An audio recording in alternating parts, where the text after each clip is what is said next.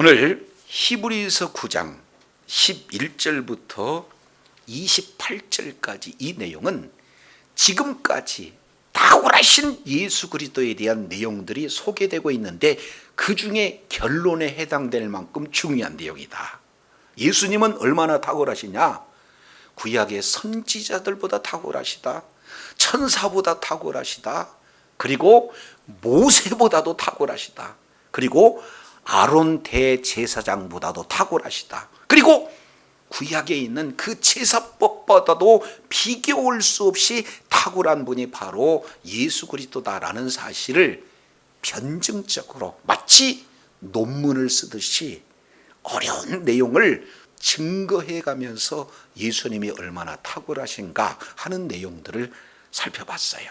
자, 그런데 우리가 지난 시간 9장 1절부터 11절까지는 옛 언약 하에서 크게 두 가지, 하나는 성소에서, 또 하나는 성소에서 드려지는 희생 제물, 한마디로 한다면 피, 이 내용을 우리가 살펴봤습니다.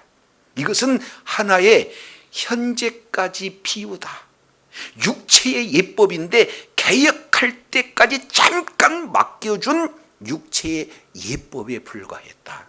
그러면 그 두 가지, 성소와 성소에서 드려지는 희생 제물의 핵심이 뭐가 되는가? 오늘 11절부터 22절까지 내용을 통해서 영원한 속죄를 이루사라는 제목으로 우리가 은혜를 나누고자 합니다. 첫 번째 11절 내용을 살펴보면은 이런 말씀을 하고 있어요. 그리스도께서 장래 좋은 일의 대제사장으로 오사 손으로 짓지 아니한 것 곧 이 창조에 속하지 아니한 더 크고 온전한 장막으로 말미암아 그랬습니다. 그러면 예수님은 대제사장으로 오셔서 그러면 대제사장으로서 어디에서 사역을 하셔야 돼요? 지성소에서 온 인류의 이제 속죄 사역을 위해서 대제사장으로 사역을 해야 되는데 사역하는 장소가 어디냐 봤더니 땅에 속한 성소가 아니라 하늘에 속한 성소에서 그 사역을 한다. 다른 말로 9장 1절부터 5절까지 땅에 속한 성소를 구조를 통해서 자세히 살펴봤다면 11절 병행하는 내용이 뭐냐? 자, 이렇게 얘기해요. 거기에다가 세 가지로 표현합니다. 1번 손으로 짓지 아니한, 두 번째 이 창조에 속하지 아니한, 세 번째 더 크고 온전한 뭐예요? 장막. 여기서 장막 이것을 지성소로 바꾸면 좋아요. 그러니 이제 땅에 속한 성소에서는 땅에 속한 대제사장이 사역을 했다면 예수님은 어디에서 사역을 했어요? 장소는 하늘의 성소에서. 어디 성소에서? 그래서 땅에 속한 성소와 하늘에 속한 성소를 뭐하고 있어요? 지금 대조시켜서 얼마나 예수님이 탁월하신가를 지금 사역적으로 구분해서 보여주고 있다. 그게 11절에 세 가지 내용으로 표현합니다.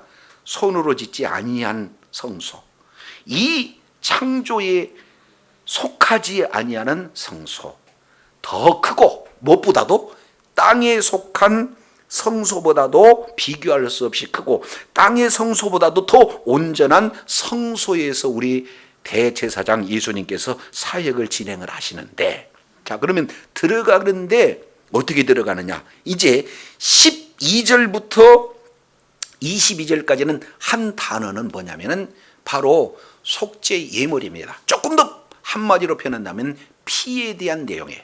그래서 1차적으로 성소가 나왔다면 그 성소에서 뭘 드리는가요? 희생의 제물, 희생의 피를 이렇게 흘리는 사역을 하는데, 자, 2절 보겠습니다. 자, 12절 염소와 송아지 피로 하지 아니하고, 이 내용은 우리가 레위기 16장을 배경으로 해서 대제사장은 지성소에 들어갈 때 뭘 가지고 들어갑니까? 두 가지. 송아지 피를 가지고 가고 염소의 피를 가지고 가요. 자기 죄를 위해서는 송아지 피로 속죄제를 하고, 그 다음에 모든 이스라엘 백성들의 죄를 위해서는 뭐예요? 염소의 피를 가지고 가요. 그잖아요. 이것이 땅에 속한 성소에서 땅에 속한 대제사장들이 지성소에 드리는 내용인데, 예수님은 땅에 속한 성소가 아니잖아요. 하늘에 속한 성소에 이제는 그에 합당한 제물을 가져가야 되니까 염소와 송아지 피로 하지 아니하고, 그러면 오직 무슨 피로 가요? 자기의 피. 예수님 자신이 뭐가 되는 거예요? 제물이 되어서 예수님의 피를 가지고 이제는 지성소에 가게 되어져요. 그러면 지성소에 들어갔다, 그 얘기는 이미 속죄사역이 이루어진 거예요, 이루어지지 않는 거예요? 그렇기 때문에 그 뒤에 이렇게 얘기해요. 그의 자기 피로 뭘 이루셨어요? 영원한 속죄를, 단번에 영원한 속죄를 완전히 이루신 분이 바로 예수 그리스도의 십자가의 사역인 줄로 깨닫기를 바랍니다. 그래서 단번에 어디에 들어갔어요? 성소. 여기서 구체적으로 표현하면 지성소, 하늘 성소에 있는 지성소로 예수님이 단번에 들어가셨어요. 누구의 피를 가지고?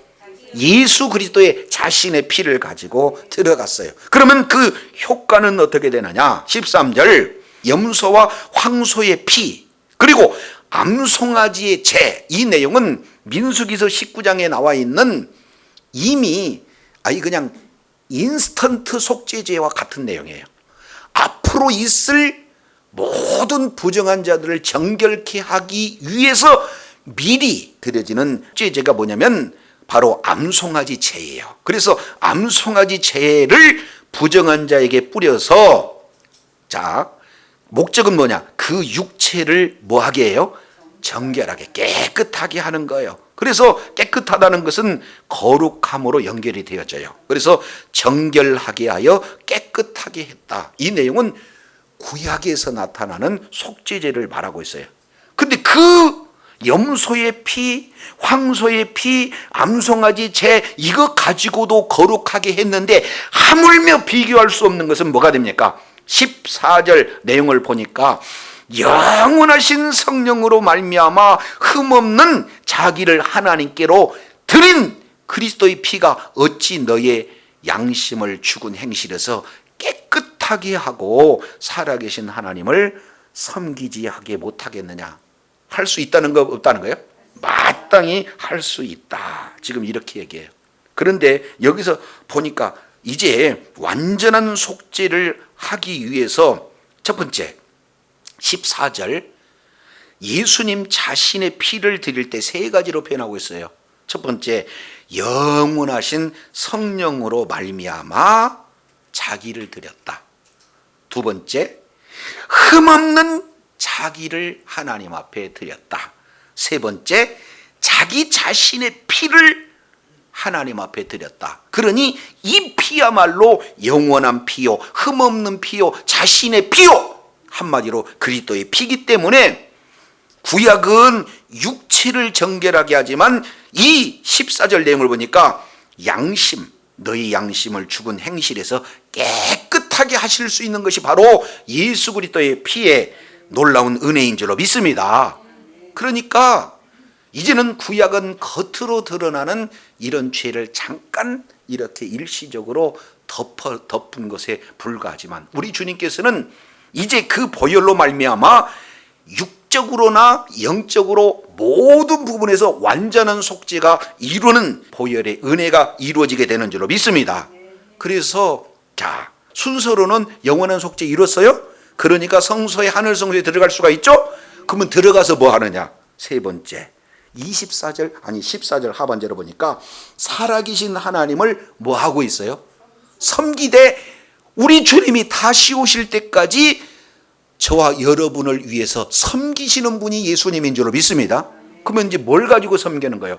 대제사장으로 크게 두 가지 내용이, 하나는 속죄사역, 또 하나는 중보사역. 근데 속죄사역은 이 지상에서 십자가에서 다 이루셨습니다. 그러면은 이제는 하나님 나라의 성소에서는 뭐만 하면 되는 거예요?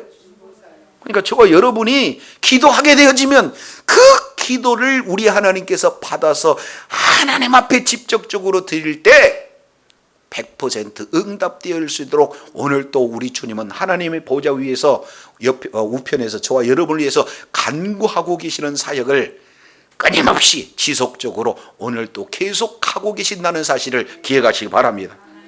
그러니 예수님 한 분만으로 우리는 영원한 속죄도 이루고 오늘 또 우리를 위해서 뭐예요? 넘어지고 자빠지고 환경 보고 무서워하고 힘들어하는 그럴 때마다 우리가 외마디 외치는 그 기도를 우리 주님께서 들으시고 중보 사역으로 저와 여러분을 위해서 돕는 사역을 오늘 또 하신 분이 우리 주님이신 줄로 믿습니다. 그래서 이렇게 표현해 19장 15절 이로 말미암아 그는 새 언약의 뭐가 된다? 그렇습니다. 오늘은 이제 새 언약의 중보자로서 영원토록 저와 여러분을 위해서 뭐 하고 계시는가요?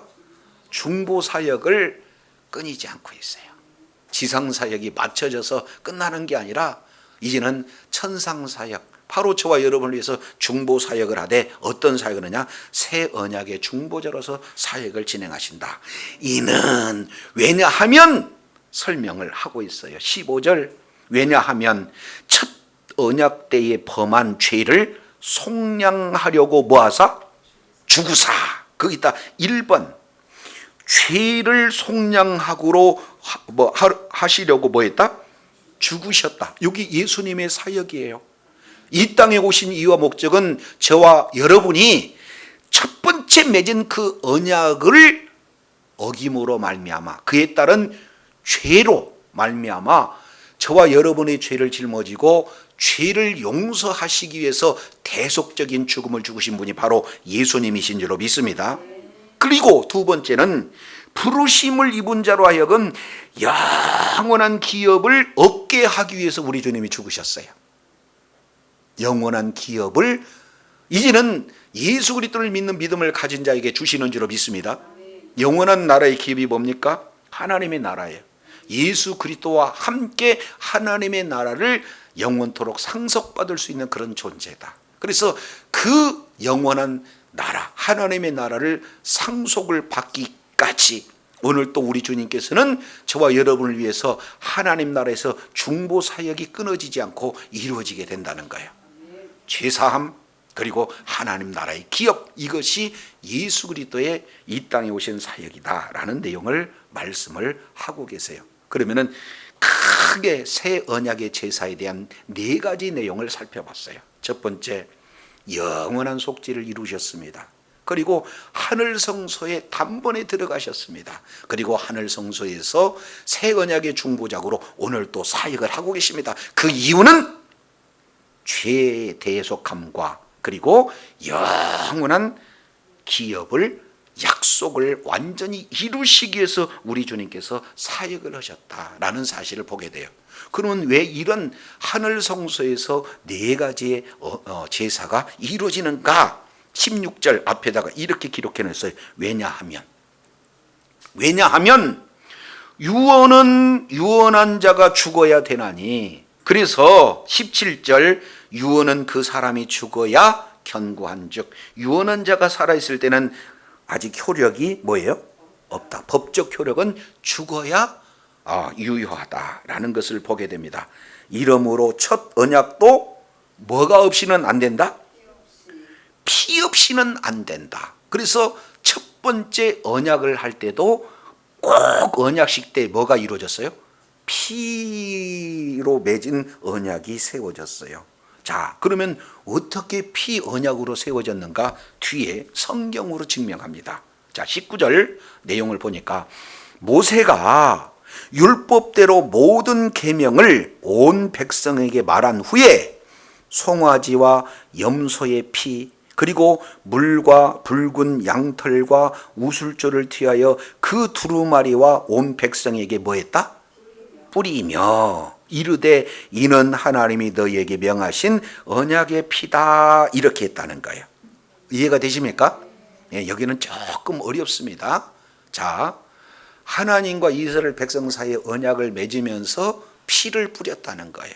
근데 여기에서 피를 뿌렸다라고만 생각하세요. 왜 그러냐면 그 위에 조금 복잡한 것은 너무 어려우니까. 그러면 언제 피를 뿌렸는가? 자, 출애굽기 19장 내용을 보면은 이스라엘 백성들이 애굽에서 나와서 시내산에 도착했습니다. 그리고 시내산에서 나는 너의 하나님이 되고 너희는 내 백성이 될 것이다라고 시내산 언약을 맺으시면서 20장, 21장, 22장 하나님 자녀들에게 지켜야 할 뭐를 주셨냐? 법을 주셨어요. 그리고 법을 주시고 난 이후에 언약을 맺는 장면인데, 자, 이제 출애굽기 24장 잠깐 살펴보겠습니다. 출애굽기 24장 3절부터 봐요. 모세가 와서 여호와의 모든 말씀과 그의 모든 율례를 백성에게 뭐 했습니까? 전했어요. 그랬더니 백성들이 한 목소리로 이렇게 응답을 해요. 뭐라고 하냐면 여호와의 명령하신 모든 말씀을 우리가 준행하겠습니다 라고 이제 백성들이 언약을 해요. 우리가 준행하겠습니다. 다 지키겠습니다. 그랬더니 모세가 말로만 해서 되는 게 아니잖아요. 그죠? 언약식을 체결해야 되잖아요. 그랬을 때 모세가 취한 행동은, 자, 4절 보세요. 모세가 여호와의 모든 말씀을 1번 뭐하고? 기록하고, 그리고 이른 아침에 일어나 산 아래 뭐를 쌓고? 제단을 쌓고, 그리고 이스라엘 12지파대로 12기둥을 세우고 이스라엘 자손의 청년들을 보내어 번제로 소와 화목제를 여호와께 드리게 하고, 6절 모세가 피를 취하여 반은 여러 양품에 담고 반은 제단에 뿌렸어요. 자, 그러면은 압축해서 본다면은 기록하고 단을 쌓고 피를 뿌리고, 이해가 되시죠? 그러면서 자, 피를 단에도 뿌렸는데 7절 보세요.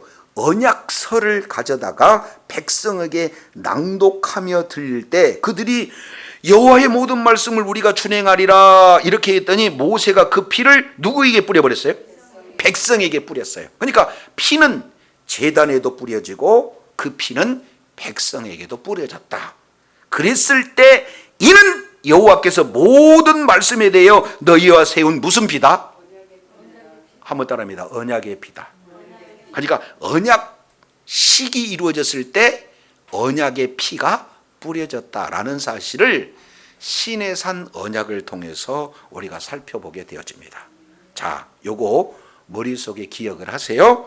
그리고 이제 히브리서 9장 넘어가게 됩니다. 모세가 19절에 율법대로 모든 계명을 온 백성에게 말한 후에, 아까 다 말했죠? 그 다음에 20절 이르되 이는 하나님이 너에게 명하신 언약의 피다 말씀하셨죠? 이게 옛 언약에서 이루어지는 언약의 피가 되어지는 거예요. 그리고 21절 또한 이와 같이 피로 장막에도 섬기는 모든 그릇에도 언약의 피가 뿌려졌어요. 왜 그러냐면 언약이 모든 게 지금 다 적용이 되어지는 거예요. 이해가 되실 줄로 믿습니다. 그러면 옛 언약과 새 언약에서, 옛 언약에도 성소에서 피를 뿌려 제사를 드렸다면 새 언약에서도 대제사장이 피를 뿌려 뭐 하는 거예요? 제사를 드리는 거 맞아요? 맞지 않아요? 맞아요. 그러면은 예수님께서는 그러면 언제 언약식을 체결하고 피를 뿌렸던가? 이 내용을 우리가 이제 확인해 볼 필요가 있는 거죠. 그 내용을 마태복음 26장에서 이렇게 표현합니다. 이것은 마가복음, 누가복음, 마태복음 모든 내용에 다 기록이 되고 있어요. 그래서 예수님께서 마태복음 26장 26절에 이런 말씀을 하고 계세요. 저희가 먹을 때에 예수께서 떡을 가시사 축복하시고 떼어 제자들에게 주시며 이르시되 받아 먹으라 이것은 내 몸이니라 하시고, 성만찬을 얘기합니다. 두 번째 27절 또 잔을 가지사 사례하시고 그들에게 주시며 이르시되 너희가 이것을 다 마시라. 왜냐 하면 28절 왜 잔을 마시라고 하냐면 이것은 죄 사함을 얻게 하려고 많은 사람을 위하여 흘리는 바 나의 피, 무슨 피다? 옛 언약에도 언약의 피가 뿌려졌던 것처럼 새 언약에도 언약의 피가 뿌려진데 언제 뿌려졌느냐? 예수님이 유월절 어린 양으로 십자가에서 죽기 이전의 성만찬을 통해서 이제는 새 언약의 피가 뿌려진다는 사실을 정확하게 보여주고 있는 줄로 믿습니다. 그래서 오늘날 바로 예수 그리스도 그 언약의 피가 발려진 저와 여러분에게는 새 언약의 일꾼이 되어진다 그 말이에요. 그러면 이 일을 사도 바울은 어떻게 저와 여러분에게 해석을 하고 있느냐? 이 내용을 고린도 후서 5장에 명확하게 이렇게 말씀을 하고 있어요. 3장부터 보죠. 3장 6절, 그가 또 우리에게 새 언약의 일꾼 되기에 뭐 했다? 만족했다. 우리는 새 언약의 일꾼이 되어지는 줄로 믿습니다. 그러면 새 언약의 일꾼은 어떤 내용인가? 5장에 조금 더 구체적으로 표현하고 있어요. 새 언약의 일꾼이 무엇인가? 봤더니 17절, 그런즉 누구든지 그리스도 안에 있으면 새로운 피조물입니다. 이전 것은 지나갔으니 보라 새 것이 되었도다. 18절, 모든 것이 하나님께로 났으니 그가 그리스도로 말미암아 우리를 자기와 뭐하게 하시고 또 우리에게 무슨 직책을 주셨어요? 저와 여러분에게 새 언약의 직분이 뭐냐? 화목해 하는 직분이에요. 그러면 화목해 하는 직분은 누구냐? 하나님과 인간 사이에 화목하게 하고 사람과 사람과의 뭐예요? 화목해 하는 그 직분이 우리들에게 주어진 거예요. 이게 본질적인 직무다 그 말이죠. 그러기 위해서 19절, 이는 하나님께서 그리스도 안에 계셔서 세상을 자기와 화목해 하게 하시며 그들의 죄를 저에게 돌리지 아니하고 화목하게 하는 말씀을 우리들에게 뭐 하셨어요? 화목하게 하는 직분만 준 게 아니라 화목하게 하는 말씀도 저와 여러분에게 주신 줄로 믿습니다. 그러면 이제 말씀을 주셨으니까 말씀을 전해야 돼, 안 전해야 돼? 그 내용이 20절에 이렇게 표현을 합니다. 그러므로 우리가 그리스도를 대신한 뭐가 됐어요? 사신이라고 하는 것은 뭡니까? 대사의 대사. 예수님을 대신해서 하나님과 세상 사이에 화목한 직분을 맡는 화목의 말씀을 전하라는 대사가 되었어요. 미국이 우리나라의 대사관에 놓고 미국 대사들은 전적으로 한국에서 한국 땅에서 살지만 어떻게 됩니까? 미국 이 일을 대변하는 일만 진행하는 거 아니에요. 동일하게 저와 여러분은 이 세상에 발을 딛고 살지만 저와 여러분의 신분은 하나님이 저와 여러분을 대사로 이 땅에 파송한 줄로 믿습니다. 그러면 이 땅에 살지만 우리는 누구를 대변하는 삶? 하나님을 대변해서 하나님 나라를 전하고 하나님의 말씀을 전하는 대사의 신분이 저와 여러분에게 주어진 줄로 믿습니다. 그래서 21절 이렇게 표현해요. 화목해 하는 네 가지 요소를 정확하게 표현합니다. 21절, 하나님이 죄를 알지도 못하는 자로 우리를 대신해서 뭐예요? 죄를 삼았었어요. 그러니까 예수님이 죄를 짓지도 않고 죄를 알지도 않고 죄에 대해 하나도 없는 분인데도 하나님께서 아예 죄를 예수님에게 우리의 죄를 넘겨버렸다 그 말이죠. 그래서 죄로 삼았어요. 그래서 우리로 하여금 그 안에서 뭐가 나타나게 하는 거예요? 하나님의 의가 나타나게 한다. 그래서 우리 죄는 예수님에게로 넘어가 버리고 예수님에 있는 의는 뭐예요? 우리에게 아예 그냥 나타나게 하는 거죠. 그러니까 실질적으로 수혜자는 누굽니까? 저와 여러분이에요. 예수 그리스도를 믿는 믿음을 갖는 저와 여러분에게 이제는 죄 사함 은혜를 주실 뿐만 아니라 저와 여러분을 의롭다고, 우리가 의로워서가 아니라 하나님께서 의롭다고 선언해 주신 줄로 믿습니다. 이것이 바로 새 언약에 따라서 옛 언약도 언약의 피가 뿌려지고 새 언약도 새 언약의 피가 뿌려진 그 결과 저와 여러분은 새 언약의 일꾼이 되어지고 의인으로서 저와 여러분에게 큰 놀라운 은혜가 주어지게 되는 줄로 믿습니다.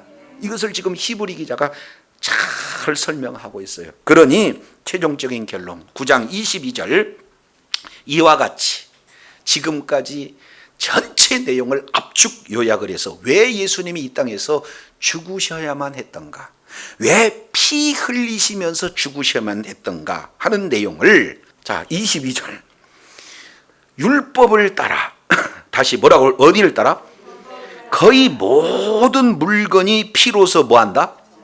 그러니까 하나님이 계신 곳은 거룩한 곳이어야 되기 때문에 이제 그 피로 모든 것을 다 뭐예요? 정결해야 되는데 그 기준이 뭐냐? 율법을 따라서 거의 모든 물건을 다 피로서 정결케 되어져야 돼요. 그래서 피 흘림이 없이는 뭐한다? 죄 사함이 없어요. 그러니까 예수님은 반드시 뭐예요? 피 흘려 죽으셔야 돼. 그 결과 저와 여러분이 그 피로 대속 죄 사함을 받고 하나님 나라의 기업이 저와 여러분의 소유가 된 줄로 믿습니다. 이렇게까지 히브리서를 어렵지만 구약과 신약을 대조해서 아주 어려운 깊은 내용을 이렇게 하나하나 증명해 내므로써 예수 그리스도를 믿는 믿음을 이제 소유한 것이 얼마나 큰 은혜인지를 이렇게 자세히 설명한 줄로 믿습니다. 그래서 저와 여러분이 끝까지 뭐니 해도 나의 모든 죄 문제를 위해서 예수님이 십자가에서 죽으셨다. 죽으실 뿐만 아니라 영원한 천국 하나님의 나라를 이제는 상속자로 두셨다. 그 약속을 이루시기 위해서 오늘 또 저와 여러분을 위해서 하나님 보좌 우편에서 지상 속죄 사역을 마치신 예수님께서 하늘 성소에서 하나님 보좌 우편에서 저와 여러분을 위해서 끊임없이 중보 기도를 하고 계시다는 사실을 기억하시고, 이제 내가 잘나서 오늘 죄를 이렇게 안 짓고 죄의 유혹에서 벗어난 것이 아니라 우리 주님께서 저와 여러분을 기도하기에 죄를 져도 회개하고 다시 넘어졌지만 회개하고 일어날 수 있고, 믿음이 연약하냐는 더 믿음이 견고해서 우리의 소망이 하나님 나라에 있음을 내 믿음이 아니라 우리 주님의 은혜로 이런 굳건한 믿음이 점점 견고해진 줄로 믿습니다. 끝까지 예수 그리스도를, 이제 예수 그리스도께서 우리의 소망이 되시기에 예수 그리스도를 믿는 믿음으로 날마다 승리하여 하나님께 영광 돌리는 축복의 자녀, 능력의 자녀들이 다 되기를 바랍니다. 기도하겠습니다.